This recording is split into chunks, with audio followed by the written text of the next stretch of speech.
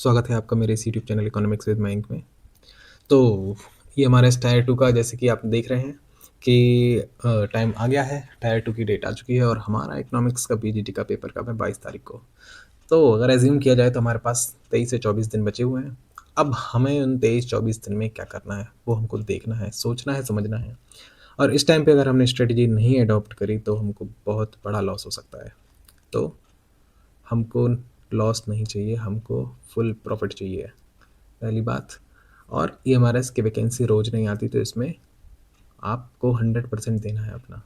जैसे भी हो आपको सिलेबस कंप्लीट करना है, ऑब्जेक्टिव लगाना है, डिस्क्रिप्टिव कंप्लीट करना है, क्योंकि इसमें हमें अपना 100% देना है। इकलौता ईएमआरएस है जिसमें हमको इंटरव्यू नहीं मिलता है, ठीक है।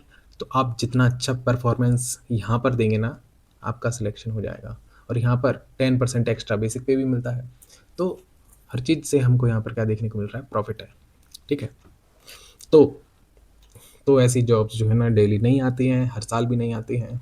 तो आपका टायर 1 भी निकल गया है, इसीलिए बेनिफिट है आपके पास। तो अब सुनिए मैं क्या कहता हूँ। हम जिस सब्जेक्ट की बात कर रहे हैं वो है इकोनॉमिक्स। वैसे तो जो भी मैं आगे बात करूंगा वो सारी की सारी सभी सब्जेक्ट्स में फॉलो होंगी, बट अभी जो मैं बोलने वाला हूँ वो इकोनॉमिक्स के लिए है, ठीक है। तो हमारे पास 4 सब्जेक्ट है: micro economics, Indian economic development, statistics.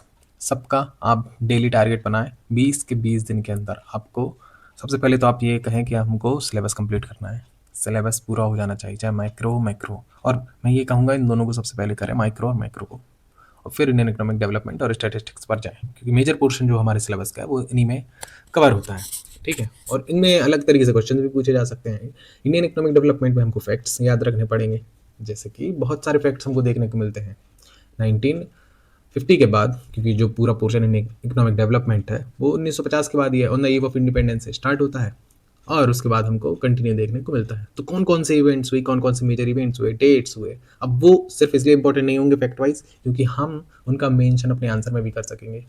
हमको स्कीम्स का पता होना चाहिए, क्रोनोलॉजिकल पता होना चाहिए, कौन सी स्कीम्स आई, कौन सी 2014 के बाद आई, वो स्कीम्स का भी हमको पता होना चाहिए हल्की हल्की। जैसे मेक इन इंडिया हो गया, आपको पता ही होना चाहिए, ठीक है। पीएलआई स्कीम हो गया अपना, जैसे आवास योजना हो गया, ऐसी बहुत सारी स्कीम्स हमको देखने को मिलती हैं। तो उनके बारे में हमको जानकारी होनी चाहिए, उनसे कनेक्ट करके कुछ चीज़ें पूछी जा सकती हैं, पॉवर्टी से रिलेटेड हो, अनएम्प्लॉयमेंट से रिलेटेड हो।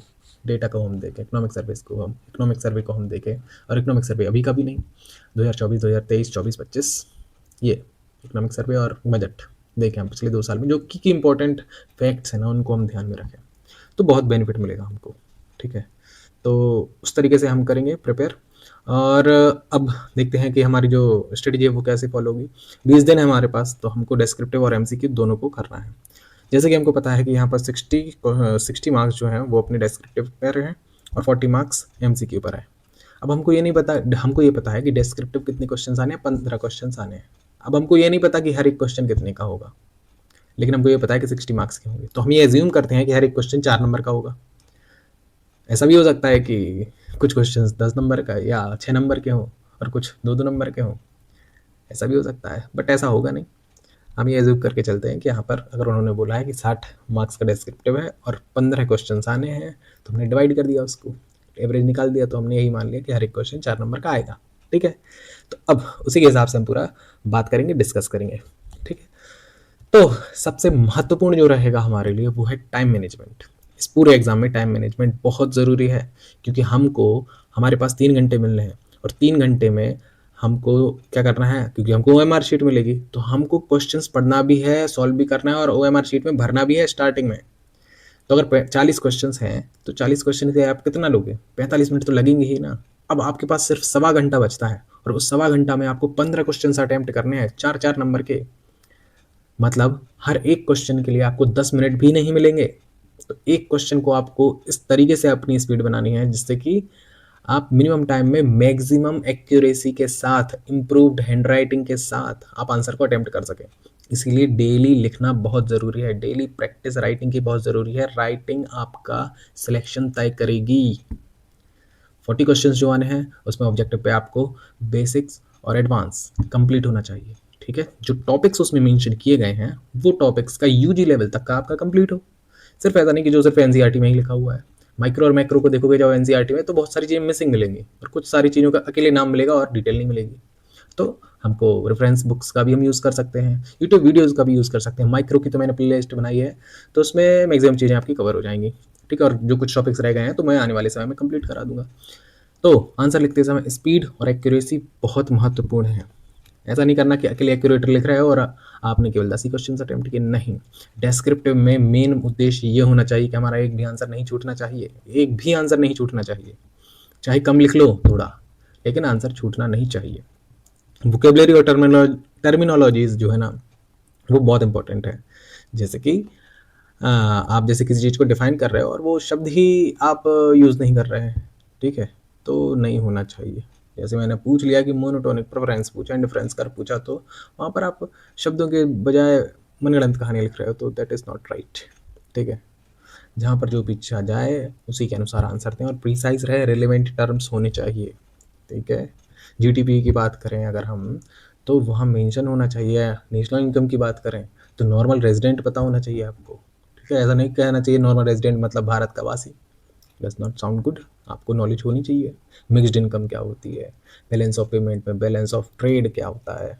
तो इनकी जो इंपॉर्टेंट जो टर्म्स हैं उनकी आपको डेफिनेशन अच्छे से याद होनी चाहिए, वेल प्रिपेयर्ड, हिंदी और इंग्लिश दोनों में, मतलब जिस लैंग्वेज में आप हो, हिंदी या इंग्लिश दोनों में से जिस लैंग्वेज में भी हो, क्योंकि हमको आंसर सिंगल लैंग्वेज में लिखना है, चाहे हिंदी हो चाहे इंग्लिश, ठीक है। मिक्सचर करके मत लिखना, पहले बोल दिया मैंने, मिक्सचर करके मत लिखना कि आधा हिंदी लिख दिया आधी इंग्लिश। ये क्या दर्शाता है कि आप कितने सीरियस हो एग्जाम के लिए। तो फॉर्मल वे वही होगा कि आप एक लैंग्वेज को पकड़ें और उसी को अच्छी तरीके से उसमें अपनी कमांड बनाकर आंसर लिखें, ठीक है, जो जिसमें भी कंफर्टेबल हो, यहाँ हिंदी या इंग्लिश। आधा हिंदी आधा इंग्लिश नहीं चलेगा, ये व्हाट्सएप के मैसेज नहीं कर रहे हैं हम यहाँ पर, ठीक है। ये बहुत बड़ा एग्ज़ाम है जिसको हम क्वालिफाई करने के बाद जो पे स्केल है वो बहुत अच्छा है, तो हम यहाँ पर किसी प्रकार की भी वो नहीं बरत सकते। अब डेस्क्रिप्टिव आंसर जो राइटिंग है उसकी मैंने बहुत सारी वीडियोस पहले भी डाल चुका हूँ, मैं पहले भी बता चुका हूँ किस तरीके से आंसर लिखना है, तो वो प्लेलिस्ट आपको मिल जाएगी मेरे यूट्यूब चैनल पर। अब इंट्रोडक्शन, बॉडी और कंक्लूजन, ये हमारा एक पैटर्न रहेगा। अच्छा, इस वीडियो के नीचे कमेंट ज़रूर करें और आप बताएं कि ये वीडियो कैसी लगी, और अगर आप कोई इसी चीज़ के बारे में और जानना चाहते हैं तो मैं नेक्स्ट वीडियोस पर बना दूंगा, ठीक है। तो इंट्रोडक्शन, बॉडी और कंक्लूजन, ये हमारा एक पैटर्न है जिस तरीके से हम आंसर पुट करते हैं। इंट्रोडक्शन का मतलब ये नहीं कि आप हेडिंग डाल दो इंट्रोडक्शन और पूरा इंट्रोडक्शन कर रहे हो, नहीं, हर क्वेश्चन को अपने तरीके से सॉल्व करना पड़ेगा। क्वेश्चन में जो पूछा जाएगा, जिस तरीके से पूछा जाएगा, उस तरीके से हमको आंसर करना पड़ेगा। This is how it has to be done. और कंक्लूजन जो है हमारा, कंक्लूजन के लिए भी हमको जरूरी नहीं कि हम कंक्लूजन लिखें वहाँ, बट कंक्लूडिंग स्टेटमेंट होने चाहिए। हमारा लास्ट 2 लाइन ऐसी होनी चाहिए जो आपने के पूरे आंसर को कंक्लूड कर दे। जैसे मेरिट्स डिमेरिट्स पूछा गया तो लास्ट में ये तो बताएं कि हाँ, ये इसमें ये भी है, ये मेरिट्स भी हैं डिमेरिट्स हैं, बट ये हमारे लिए बहुत जरूरी है, इकोनॉमी के लिए बहुत जरूरी है। जैसे पूछ लिया पॉजिटिव नॉर्मेटिव इकोनॉमिक्स में से क्या जरूरी है, तो आपने मेरिट्स भी लिख दिया, डिमेरिट्स लिख दिया, और फिर आपने बता दिया कि नहीं, ये तो दोनों ही जरूरी है हमारे इकोनॉमी के लिए, ठीक है। एक लेफ्ट हैंड है तो एक राइट हैंड है, तो इस तरीके से हम आंसर लिखेंगे। अब राइटिंग जो है, ज़्यादातर आंसर हम बहुत बड़े बड़े पैराग्राफ नहीं लिख सकते, ठीक है। अब जो डेफिनेशन होगी वो तो आप सीधी सी बात है वो पैराग्राफ में ही जाएगी, कितनी लाइन की होगी, 3 लाइन की होगी बस। लेकिन अगर कुछ चीज़ें पॉइंट में सिमट सकती हैं तो ट्राई करें कि पॉइंट वाइज ही करें उनको। मेरिट्स पूछा जाता है, क्या बोला जाता है, कैरेक्टरिस्टिक्स पूछे जाते हैं, क्रिटिसिज्म पूछे जाते हैं, तो आप उनको पॉइंट वाइज लिख सकते हैं, बेटर रहेगा। क्योंकि हमको कम शब्दों में गागर में सागर भरना है, कम शब्दों में बहुत ज़्यादा अच्छा लिखना है आंसर, तो उसके लिए आप डेली प्रैक्टिस करेंगे तभी आएगा, ठीक है। आंसर्स को कंक्रीट रहें, avoid over writing. Over writing मतलब फालतू का नहीं लिखें, ठीक है, जितना पूछा गया उतना ही लिखें। 80 और 20 का रेशियो रख सकते हैं, जैसे 80% तो आपका वही है जो क्वेश्चन में पूछा गया, और 20% इतना रख सकते हैं कि अगर आपको लगता है कि कुछ चीज़ें छूट गई हैं या मैं मेंशन नहीं कर पाया या जरूरी है इस आंसर के लिए, तो वो ज़रूर मेंशन करें। भाषा शैली का अवश्य ध्यान दें, जो लैंग्वेज रहे वो भाषा, एक तो नेचुरल फ्लो होना चाहिए उसका। ऐसा नहीं कि कहीं से भी आंसर लिख रहे हो, ठीक है, कि आप कुछ लिख रहे थे और कहीं से कहीं पहुंच गए। जैसे आंसर लिख रहे थे आप क्या, कि प्राइवेटाइजेशन के बारे में बता रहे थे और प्राइवेटाइजेशन बताते बताते आप सीधा ग्लोबलाइजेशन पे पहुंच गए, या फिर कुछ और बताने लगे, डिसइन्वेस्टमेंट बताने लगे। तो वैसा नहीं, जितना पूछा गया उस तरीके से हम आंसर लिखेंगे, ठीक है।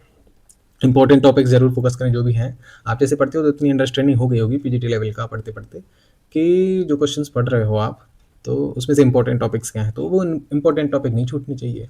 जैसे अगर हम माइक्रो पढ़ रहे हैं तो हमको पता है कि demand, supply, market, perfect competition, ठीक है, production possibility curve, indifference curve, ये तो बहुत की चीज़ें हैं, मतलब बहुत महत्वपूर्ण हैं, ये नहीं छूटनी चाहिए।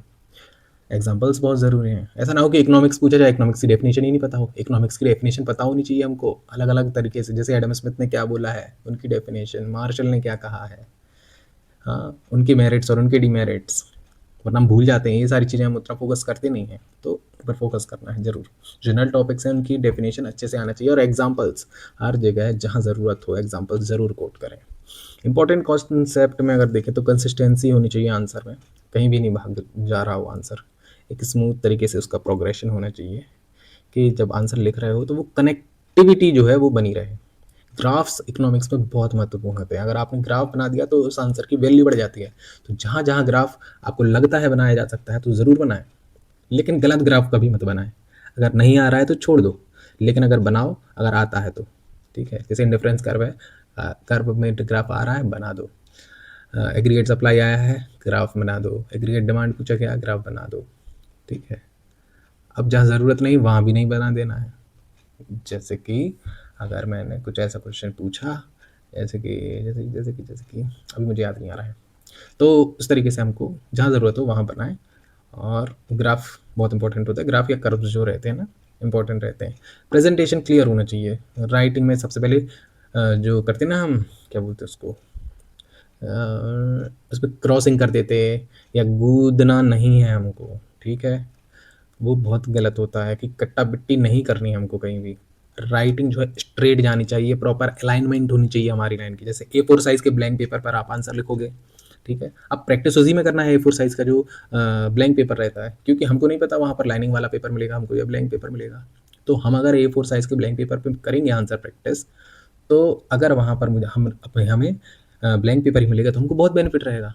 लेकिन अगर वहाँ पर ब्लैंक पेपर नहीं मिलेगा तो कोई नुकसान नहीं रहेगा, क्योंकि हम अगर ब्लैंक पेपर पे अच्छे से लिख पा रहे हैं तो वहाँ पर तो हम अच्छे से लिख ही लेंगे लाइन वाले पे। लेकिन अगर हमने लाइन वाले पे के लिए प्रैक्टिस करी और वहाँ पर अगर ब्लैंक पेपर मिल गया तो हमारी राइटिंग की धज्जियाँ उड़ जाएंगी, और हमको ऐसा बिल्कुल नहीं करना है। तो इस बात का ध्यान रखें, क्योंकि उसमें क्या रहता है, अलाइनमेंट का इशू आता है कि कहीं टेढ़ी भाग रही है लाइन या स्पेस प्रॉपर नहीं हो रहा, कि जैसे कि दो लाइन के बीच का स्पेस प्रॉपर होना चाहिए, जिससे आंसर की खूबसूरती बनी रहती है, ठीक है।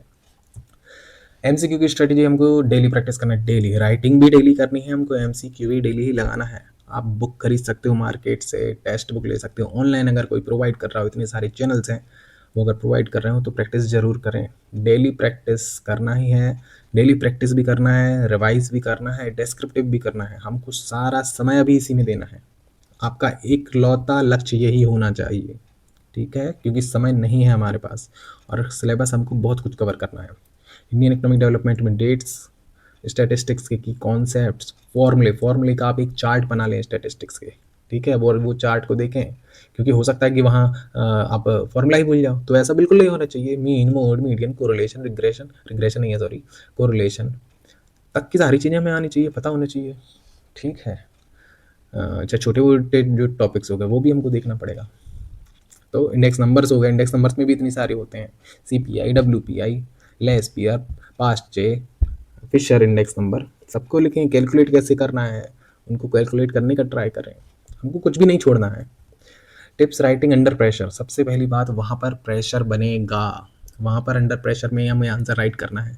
तो अंडर प्रेशर जब आप रहते हो तो आप सोच नहीं पाते हो, तो इसीलिए जब भी आप आंसर राइटिंग करें आप एक समय निर्धारित करें कि अगर जैसे आंसर लिखना है, मिनिमम आप सेट करें कि 30 मिनट में हमको 3 आंसर्स लिखने हैं। तो 30 मिनट जब आप सेट करेंगे ना स्टॉप वॉच लगा के, जैसे ही 30 हो जाए वहाँ पर आपको आंसर राइटिंग रोक देनी है। अब उससे क्या होगा, आपको समझ में आया कि मैं कितनी स्पीड से लिख पा रहा हूँ आंसर, ठीक है। जैसे मैंने एक डेस्क्रिप्टिव का एक वो बनाया है, वो मैं लास्ट में जाके बताऊंगा, ठीक है। लास्ट तक सुनते रहिए। तो ऑथेंटिसिटी, राइट, एक्यूरेट और फैक्चुअल आंसर्स हमको लिखने हैं। हैंड राइटिंग और प्रेजेंटेशन बहुत अच्छी होनी चाहिए, उसके एक्स्ट्रा मार्क्स ही मिलते हैं।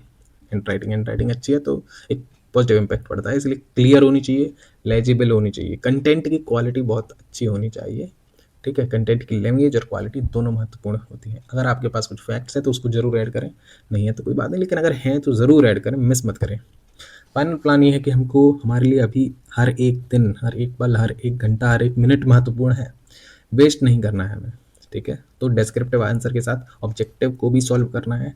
आंसर की लिमिट आप खुद से सोच लें कि हमको 80 से 140 के पार जाना ही नहीं है, 80 से कम नहीं जाना है, 140 के पार नहीं जाना है। जैसे A4 साइज़ का पेपर है तो सवा पेज से ज़्यादा नहीं जाना है, ठीक है। सवा पेज पर सेट कर लो कि हमको इधर तक करना है, ठीक है। तो आंसर क्या है वो पॉइंट वाइज रखेंगे तो बढ़िया रहेगा, वेल स्ट्रक्चर्ड रहे, ठीक है। प्रॉपर स्पेसिंग हो, ग्राफ बनाए तो नीट एंड क्लीन हो, उस पर एक्सेस लिखें, गुड है। जैसे अगर इंडिफरेंस कर्व बना रहे हो तो एक्स एक्सेस पर क्या है, वाई एक्सेस पर क्या है, इंडिफरेंस कर्व के भी लिखें कि भैया ये आईसी कर्व है। वरना आप इलस्ट्रेट नहीं करते हो तो इलस्ट्रेट भी करना चाहिए। जैसे कि मैंने बहुत सारी कॉपीज चेक करी हैं, जैसे मैंने होमवर्क दिया है पिछली वीडियोस में, उनको चेक किया है तो समझ में आया, और मैंने टेस्ट भी लिए थे, ठीक है।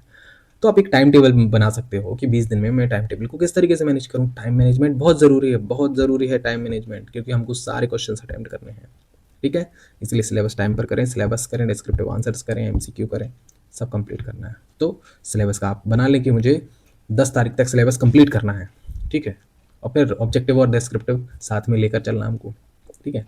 तो इन दोनों को साथ में लेकर चलेंगे तो ज़रूर हमको एक पॉजिटिव इम्पैक्ट देखने को मिलेगा। अब बात करते हैं कि मैंने क्या किया है। मैं प्लान कर रहा हूँ कि अगर 28 तारीख तक मेरे पास 10 कैंडिडेट हो जाएंगे जो ज्वाइन करना चाहते हैं, और जो ज्वाइन करेंगे तो मैं क्या कर रहा हूँ, मैं 15 डिस्क्रिप्टिव टेस्ट बनाऊंगा, जिसमें माइक्रो मैक्रो स्टैटिस्टिक्स और इंडियन इकोनॉमिक डेवलपमेंट के क्या रहेंगे, टेस्ट रहेंगे। पहले तो ये सब्जेक्ट वाइज टेस्ट हो गए, 3-3 टेस्ट। उसके बाद जो 3 टेस्ट रहेंगे वो फुल लेंथ टेस्ट रहेंगे, 15 क्वेश्चन रहेंगे उसमें। तो मैं उनमें बताऊंगा कि आप मुझे क्या करेंगे, आंसर्स लिख कर भेजेंगे, फिर मैं बताऊंगा कि उनमें क्या क्या गलतियाँ, क्या सुधार करना चाहिए, और जहाँ आपको लगता है कि आंसर्स मुझ पर नहीं बन रहा है तो उसका मैं आंसर प्रोवाइड कर दूंगा। तो इस तरीके से हम करेंगे। इसका प्राइस जो है, ये टेस्ट सीरीज रहेगी, इस टेस्ट सीरीज का प्राइस रहेगा 999। जिसको ज्वाइन करना है नीचे मैंने लिंक दी है ग्रुप की, तो उस ग्रुप में जाकर मैं मिल जाऊंगा टेलीग्राम पर, फिर वहाँ से हम बात कर सकते हैं कि किस तरीके से आपको इस टेस्ट सीरीज़ को परचेस करना है, ठीक है। सीरियस कैंडिडेट्स ले सकते हैं, बहुत हेल्पफुल रहेगी। और बाकी उसमें जो भी रहेगा प्रोवाइड करने का, अगर आपको ज़रूरत पड़ती है तो मैं अवेलेबल रहूँगा। कुछ समझ में नहीं आता है, कुछ दिक्कत रहती है तो मैं देख लूँगा। बाकी टेस्ट सीरीज़ जो है वो 999 की रहेगी। तो आपके पास है 28 तारीख, मतलब ये वीडियो वैसे तो कब आ रही है, कब आ रही, कल, कल क्या है, कल है 26 तारीख है आज, ठीक है। तो 26 से 27, 28, तो 28 तारीख तक आपके पास समय है, तो आप देख सकते हैं। तो अगर आपको पसंद, आप ज्वाइन कर सकते हैं। आप मेरी वीडियोस देख लीजिए, प्लेलिस्ट में डली हुई हैं, अगर आपको काम का लगे तो ही ज्वाइन करना, नहीं लगे तो कोई बात ही नहीं है, ठीक है। तो अब अगर क्वेश्चन कुछ रहता है या कोई क्वेरी रहती है तो आप मुझे कमेंट सेक्शन में पूछ सकते हैं, ठीक है। बाकी ग्रुप की भी मैंने नीचे लिंक दे दूँगा, तो वहाँ से आप ज्वाइन कर सकते हैं। जो भी क्वेरी रहेगी मैं उसका रिस्पॉन्स दे दूँगा। Thank you. पढ़ते रहें, और सिलेक्शन चाहिए इस मोटिव के हिसाब से पढ़ें कि सिलेक्शन चाहिए ही है, there should not be an option. Okay, see you soon, bye.